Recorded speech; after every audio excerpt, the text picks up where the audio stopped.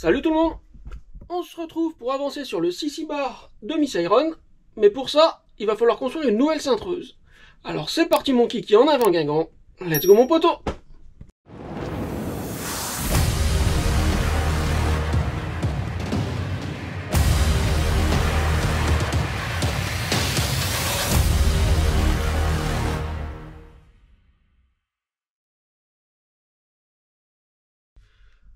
Alors ça fait un petit moment maintenant que je t'avais pas repris en vidéo. Rassure-toi, je t'ai pas oublié. Je travaillais sur d'autres projets et d'ailleurs je te prépare quelques petits trucs sympas. En attendant, dans la dernière vidéo, en conclusion du tout dernier épisode, j'ai vaguement évoqué l'idée que peut-être j'allais cintrer des tubes au chalumeau. Changement de plan d'attaque. Alors d'une part parce que le dessin du CC bar a évolué. Et puis le prix du gaz, hein. Du coup, on va y aller par une autre méthode. Alors la première étape, on va s'occuper de la longue courbure. Et pour être sûr que les deux côtés soient symétriques, ce que je vais faire, je vais cintrer le tube d'un seul coup. Et je le couperai après au milieu. Le souci, c'est qu'avec ma cintreuse, je ne peux pas cintrer des tubes ronds. Je ne peux pas défaire, en fait, je ne peux pas la démonter, donc je ne peux pas changer les formes. Donc elle va très bien pour le plat, hein, comme tu as pu le voir pour le châssis de l'assise.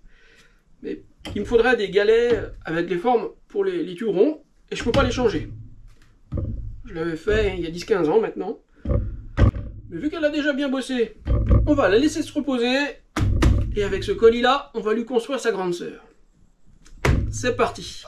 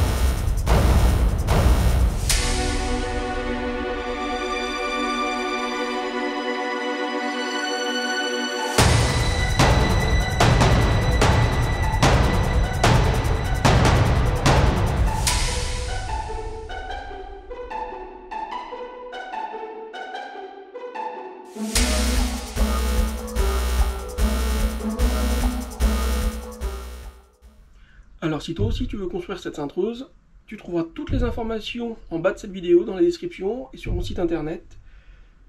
Que ce soit où j'ai acheté la ferraille, les dimensions et tous les accessoires.